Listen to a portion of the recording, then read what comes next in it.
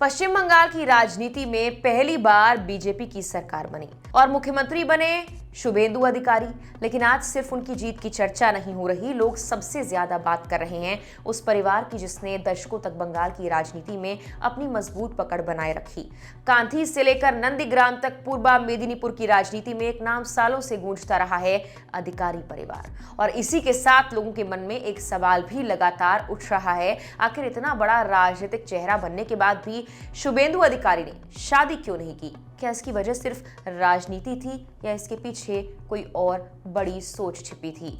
चलिए आपको बताते हैं शुभेंदु अधिकारी के परिवार की पूरी कहानी और वो वजह जिसके चलते उन्होंने जिंदगी भर अविवाहित रहने का फैसला किया। शुभेंदु अधिकारी आज पश्चिम बंगाल के 9वें मुख्यमंत्री हैं, लेकिन उनकी राजनीतिक यात्रा अकेले शुरू नहीं हुई। इसके पीछे था एक ऐसा परिवार जो दशकों से राजनीति की जमीन पर बेहद प्रभावशाली रहा।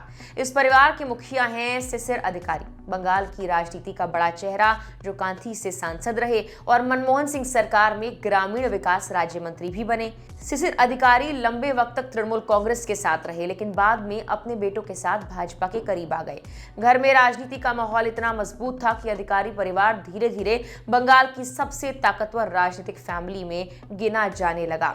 शुभेंदु अधिकारी की मां गायत्री अधिकारी राजनीति से दूर रहीं, लेकिन परिवार को एकजुट रखने में उनकी बड़ी भूमिका मानी जाती है। स्थानीय लोग उन्हें इस राजनीतिक परिवार की सबसे मजबूत कड़ी मानते रहे हैं। अब बात करते हैं शुभेंदु अधिकारी के भाइयों की, क्योंकि यही वो चीज है जिसने अधिकारी परिवार को बाकी राजनीतिक परिवारों से कुछ अलग बनाया। शुभेंदु अधिकारी के भाई दिव्येंदु अधिकारी भी राजनीति में काफी सक्रिय रहे। वो विधायक भी बने और तमलुक से सांसद भी रहे। पहले वो भी तृणमूल कांग्रेस में थे, लेकिन बाद में भाजपा की तरफ झुकाव बढ़ गया। वहीं तीसरे भाई सौमेंदु अधिकारी भी स्थानीय राजनीति में सक्रिय थे। वो कांथी नगर पालिका के चेयरमैन रहे और पूरे पूर्वा मेदिनीपुर में परिवार के राजनीतिक संगठन को मजबूत करने का काम करते रहे। यानी एक भाई संसद में, एक विधानसभा में और एक स्थानीय निकायों में। इस तरह अधिकारी परिवार ने राजनीति का ऐसा नेटवर्क बनाया जो सालों तक इलाके में बेहद प्रभावशाली बना रहा। राजनीतिक एक्सपर्ट्स भी कहते हैं कि अधिकारी परिवार सिर्फ चुनाव नहीं लड़ता था, बल्कि पूरे इलाके में एक राजनीतिक सिस्टम की तरह काम करता था। पहले कांग्रेस, फिर तृणमूल कांग्रेस और अब भाजपा, पार्टी बदलती रही, लेकिन अधिकारी परिवार का प्रभाव कम नहीं हुआ। लेकिन इस परिवार में सबसे ज्यादा चर्चा हमेशा शुभेंदु अधिकारी की ही हुई। उनका राजनीतिक कद सबसे ज्यादा बढ़ा 2007 के नंदीग्राम आंदोलन के दौरान, वो आंदोलन जिसने बंगाल की राजनीति की दिशा बदल दी। नंदीग्राम में जमीन अधिग्रहण के खिलाफ हुए आंदोलन में शुभेंदु अधिकारी बड़ा चेहरा बनकर उभरे और यहीं से उनकी पहचान सिर्फ क्षेत्रीय नेता की नहीं, बल्कि पूरे बंगाल के बड़े राजनीतिक चेहरे की बनने लगी। इसके बाद वो ममता बनर्जी सरकार में परिवहन मंत्री भी बने, लेकिन साल 2020 में उन्होंने बड़ा राजनीतिक फैसला लिया और तृणमूल छोड़कर बीजेपी में शामिल हो गए। उस वक्त शायद ही किसी ने सोचा होगा कि यही नेता आगे चलकर बंगाल में बीजेपी का सबसे बड़ा चेहरा बन जाएगा। फिर आया 2021 का चुनाव। नंदीग्राम सीट पर सीधी लड़ाई हुई ममता बनर्जी और शुभेंदु अधिकारी के बीच, और शुभेंदु अधिकारी ने ममता बनर्जी को हराकर पूरे देश का ध्यान अपनी तरफ खींच लिया। इसके बाद 2026 के चुनाव में उन्होंने नंदीग्राम और भवानीपुर दोनों सीटों से जीत हासिल कर ली और बीजेपी पहली बार बंगाल की सत्ता तक पहुंच गई। लेकिन राजनीति से अलग लोगों की दिलचस्पी हमेशा शुभेंदु अधिकारी की निजी जिंदगी को लेकर भी रही। सबसे बड़ा सवाल यही पूछा जाता रहा कि आखिर उन्होंने शादी क्यों नहीं की।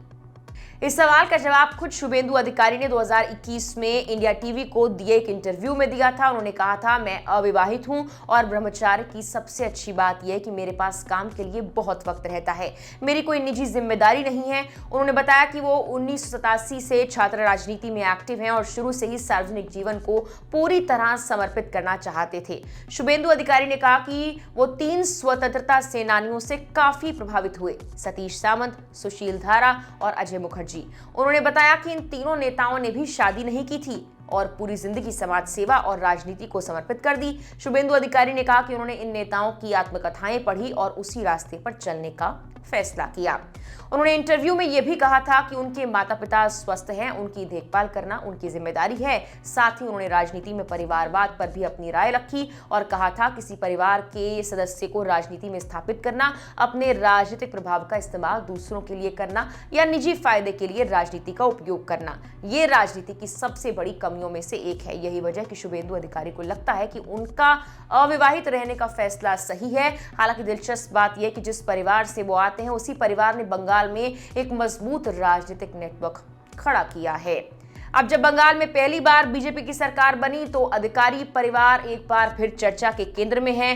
काथी से शुरू हुई इस परिवार की राजनीतिक यात्रा अब कोलकाता की सत्ता तक पहुंच चुकी है और शुभेंदु अधिकारी, जो कभी नंदीग्राम आंदोलन का चेहरा बने थे, आज पूरे पश्चिम बंगाल के मुख्यमंत्री हैं। लेकिन उनकी कहानी सिर्फ सत्ता तक पहुंचने की नहीं बल्कि उस फैसले की भी है जहां उन्होंने निजी जिंदगी से ज्यादा राजनीति और सार्वजनिक जीवन को चुना। फिलहाल के लिए इस वीडियो में इतना ही।